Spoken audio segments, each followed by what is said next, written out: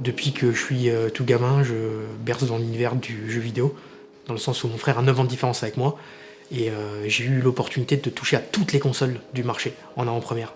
Il avait un Amstrad, il partait à l'école, et il me laissait un petit post-it sur lequel il mentionnait en fait les codes pour que je puisse moi-même les recopier, parce que j'étais trop petit pour le connaître par moi-même, donc je recopiais les lettres pour pouvoir lancer en fait le jeu. C'est ce qui m'a, je pense, sans me rendre compte, c'est ce qui m'a poussé à aller plus loin dans ce domaine-là. C'était devenu quelque chose pour moi d'obligatoire. Je pouvais pas vivre sans le jeu vidéo.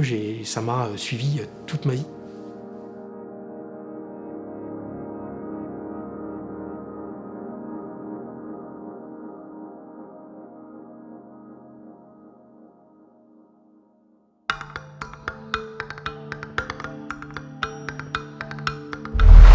Quelques années plus tard, arrive le Club Dorothée. Et là, ma vie change encore une fois. Elle évolue. Elle m'enfonce encore plus dans la japanimation, comme je pense la majorité des Français et des Belges qui ont eu l'occasion de voir cette émission. C'était hyper fort pour moi et je me rappelle qu'à l'époque, je faisais du football. J'étais plutôt bon et je pouvais être sélectionné à l'étape d'au-dessus. Mais pour moi, c'était potentiellement manqué en fait le Club Dorothée le mercredi, donc c'était pas possible. D'autant plus que j'avais le grand frère le soir qui m'attendait pour revisionner parce que j'étais forcé de lui enregistrer et puis c'était un super moment, revoir ça avec mon frère c'était incroyable. Tous les mercredis soirs on savait qu'on était ensemble et qu'on revisionnait en fait cette émission une deuxième fois, j'étais super fier de lui enregistrer et de repasser ce moment-là.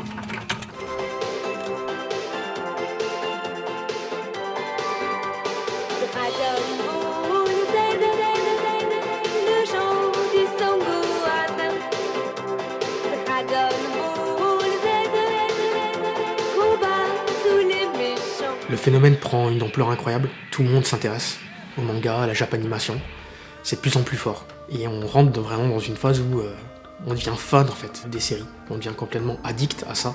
On voulait tous avoir des cartes de Dragon Ball, de Senseiya, etc. Mais Dragon Ball et surtout Goku je pense, a percé beaucoup plus fort parce qu'il y a vraiment des valeurs assez incroyables autour de ce personnage, la remise en question, la famille, les amis autour de soi.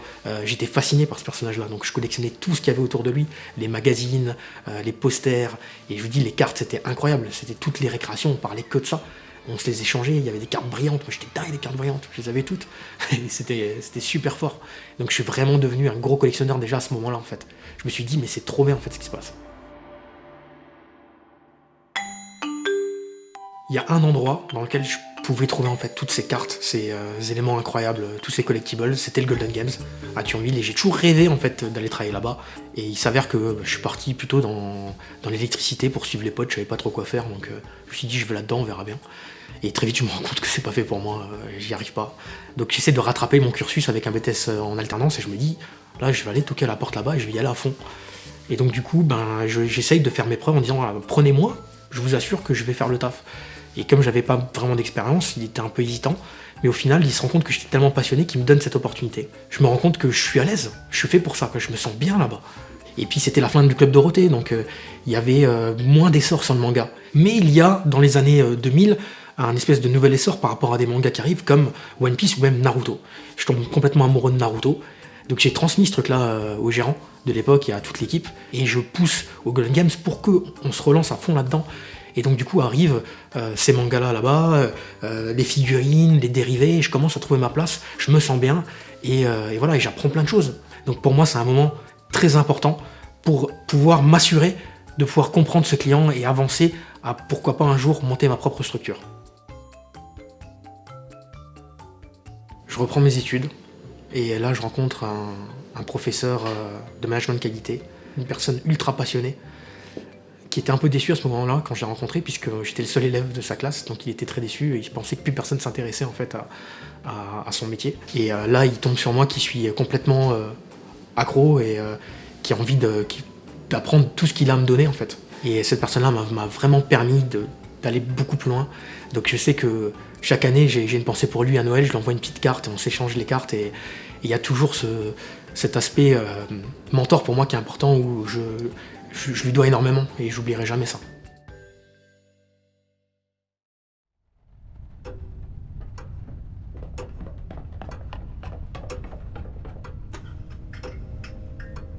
Je me sentais prêt à lancer ma propre société Et donc je commence tout petit avec une petite boutique eBay chez mes parents. Donc vraiment les tout débuts, et je me rends compte que ça prend en fait.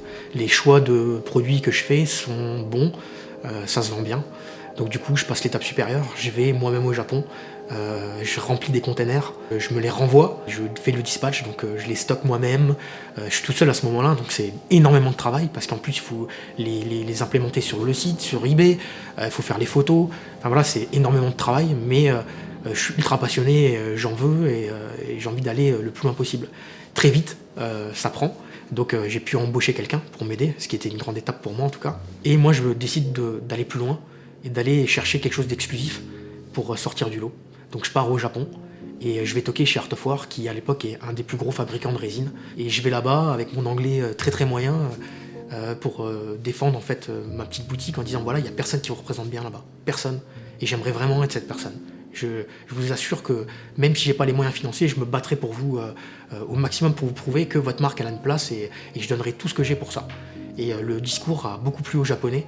Ils ont senti en fait ce winning heart qu'il y avait en moi, cette motivation folle, et il s'est dit pourquoi pas en fait, pourquoi pas essayer. Et donc du coup je me retrouve agent européen de la marque Art of War, ce qui est pour moi assez incroyable à ce moment-là. Malgré tous les efforts du monde, parfois la passion ne suffit pas. Donc on est contraint à faire face à des problématiques, et gérer une entreprise c'est aussi ça. Ça va pas toujours, ça va bien une période et des fois ça va moins bien.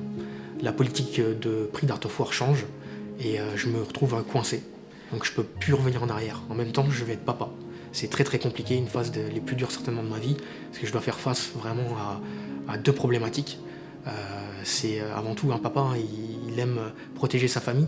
Et là je me retrouve dans une phase où je me sens faible, parce que je me dis j'ai pas des milliers de solutions face à ça, donc je vais devoir fermer. Et donc là je ferme, malgré moi, et je tombe très très très bas.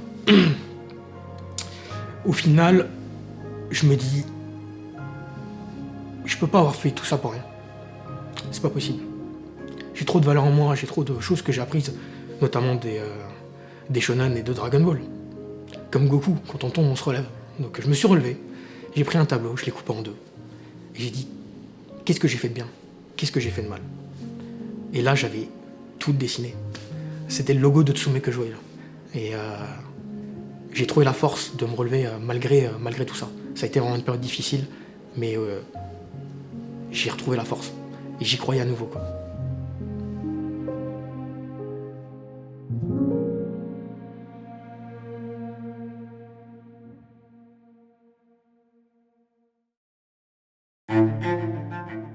L'idée, c'est de ne pas reproduire les mêmes erreurs. Et du coup, j'ai sur mon tableau en fait la solution, créer ma marque. Je pars en Asie, je vais sonder les usines, je vais voir ce qu'elles sont capables de faire. Très rapidement, je me rends compte que ça va être complexe, mais que c'est faisable. Et en parallèle, je travaille avec des artistes traditionnels qui vont bosser sur tout ce qui est sculpture pour essayer de faire un produit à la hauteur de mes attentes. Je me rends compte que c'est très complexe. Et là, c'est le boom de la sculpture 3D. Donc on va dire que je profite un petit peu de tout ça. J'envoie plein de mails, et là, il y en a un qui match. C'est celui avec Cyril Farougia, qui est toujours dans l'entreprise d'ailleurs, et qui me donne sa confiance. Le coût en fait, du projet était dérisoire, mais on le fait. On le fait parce qu'on a envie de le faire, on a envie de créer quelque chose de nouveau. Et au final, on a notre prototype. Et notre prototype est imprimé, donc on se rend compte qu'il y a le potentiel, et on l'envoie aux ayants droit. Je pars avec en fait, et on arrive sur place, on leur montre, et là on arrive à les convaincre. Ils me disent ok, on peut essayer de faire quelque chose. J'obtiens la licence de Naruto, évidemment je suis comme un dingue, et à partir de là, on se dit que tout est possible en fait. Ce rêve peut devenir réalité, quoi. Donc il va y avoir du travail, mais c'est jouable, c'est faisable. Et ça c'est vraiment une étape ultra importante pour moi. Je me rends compte très rapidement que ça coûte cher, très cher, trop cher. Donc là, j'ai pas 50 000 solutions. La seule que j'ai, c'est de faire un appel aux fans pour essayer en fait de pousser. Donc là, à ce moment, il y a rien, ça n'existe pas. Il y a juste des fans de manga, de Japanime, mais la résine, le marché de la résine n'existe pas sur la Japanimation. Donc je suis obligé de pousser, d'aller sur des forums, d'aller sur Facebook et de partager mon expérience et d'essayer de convaincre un maximum de gens. Et là, ça marche, ça prend. Les gens, ils me croient. Ils voient le produit, ils se disent c'est vraiment cool, j'aimerais avoir ça chez moi. Et c'est là où on passe à l'étape suivante, où finalement on arrive à distribuer, on arrive à être tout doucement un petit peu partout, et où les ayants droit commencent aussi à lâcher du lest. Ils disent ah, ça y est, ce jeune-là, il a un certain potentiel, et on va essayer aussi de travailler avec lui. Et donc les licences s'ouvrent petit à petit. À ce moment-là, Tsume pose sa griffe sur le marché de la figurine. On crée vraiment quelque chose de différent sur le marché. Donc ça a commencé avec un peintre et un sculpteur, mais au final, l'équipe s'étoffe avec des ingénieurs, avec des découpeurs, avec des artistes 2D. On commence à avoir vraiment une équipe qui se forme, un véritable équipage, comme je le dis toujours. Moi, je suis que le capitaine. Mon idée, c'est vraiment de pousser, d'aller le plus loin possible, que ce soit d'un aspect créatif, technique, innovant. On essaie toujours de pousser au maximum. Et je pense qu'aujourd'hui, on n'est encore qu'à la moitié de ce qu'on veut. On veut toujours aller plus loin. On est une team de 50 personnes aujourd'hui qui est complètement dédiée à cette passion. Donc vraiment, je pense que la fierté aujourd'hui de Tsume, c'est toujours ce côté humain et qu'on soit toujours dans le même bateau pour aller et naviguer toujours plus loin, quoi.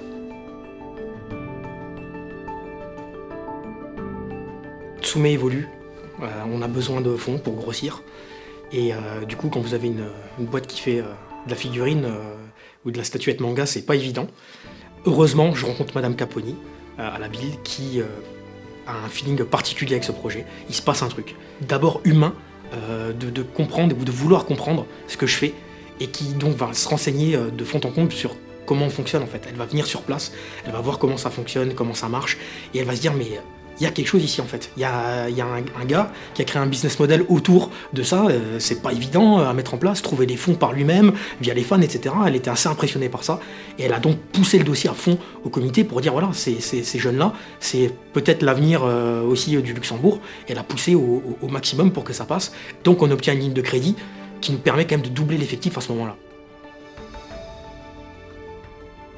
La société évolue très rapidement, on se retrouve vite avec le double du personnel. Madame Caponi passe le flambeau à Monsieur RH et on se retrouve dans la même situation avec un partenariat très fort, une personne qui croit en nous. On est vraiment dans une notion de partenaire, d'une banque partenaire sur la place. Donc on est super fiers d'avancer avec eux.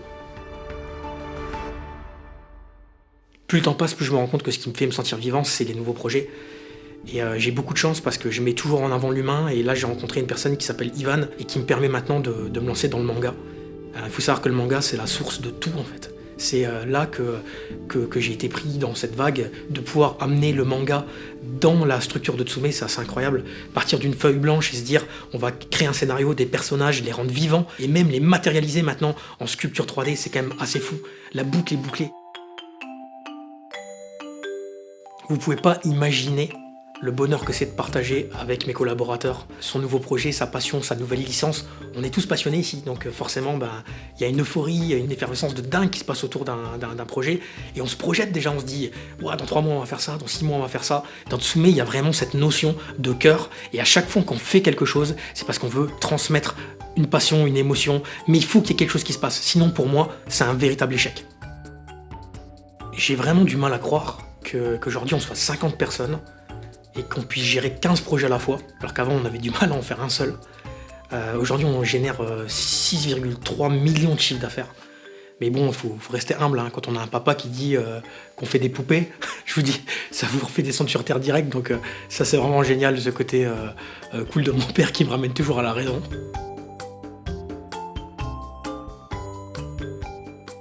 Ce qui reste le plus important pour nous, c'est de transmettre de l'émotion à travers nos produits. Et parfois, une entreprise, ça marche. Parfois, ça marche moins bien. On a des problèmes, on fait face à des soucis. Et je me rappelle d'un jour où vraiment on était très très très mal. Toute l'équipe était très mal parce qu'on avait travaillé comme des dingues. On avait eu des soucis de validation, etc. On ne pouvait pas montrer les projets. Et j'étais vraiment épuisé, j'en pouvais plus. Le matin, j'arrive, je passe à l'accueil et j'ai un petit livret qui arrive. Je me dis, qu'est-ce que c'est que ça? J'ouvre le livret, à l'intérieur, je trouve ce cadre-là qui est juste derrière moi.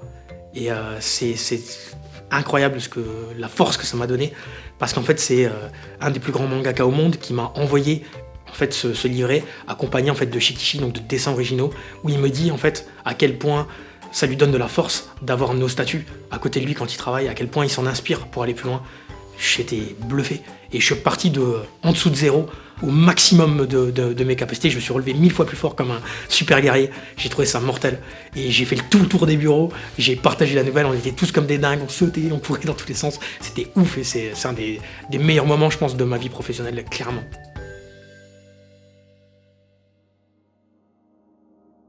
Ce qu'il y a de génial, c'est que notre travail permet de toucher les gens. C'est une super force, en fait. C'est déjà un super pouvoir, quelque part, de pouvoir faire ça. Et ça touche nos fans, mais aussi ma famille, mes amis, tous les gens autour de moi. Et quand je vois que notre travail est capable d'émouvoir mes propres filles, bah forcément, ça me booste à 10 000 %. Pour moi, ça reste la plus belle des batailles, c'est d'essayer, à travers mes produits, de leur inculquer toutes ces magnifiques valeurs. Et c'est ce que j'essaye aussi de faire à travers Tsume, à travers toute cette équipe. C'est que toutes les valeurs qui trônent dans le shonen, dans le manga, ces valeurs-là, j'aimerais qu'elles soient véhiculées autour de nous, mais aussi chez tous nos fans et chez tous les gens qui ont l'opportunité de voir notre travail, pour qu'ils puissent ressentir toute l'énergie, tout l'amour qu'on a pour la passion du manga et de la figurine.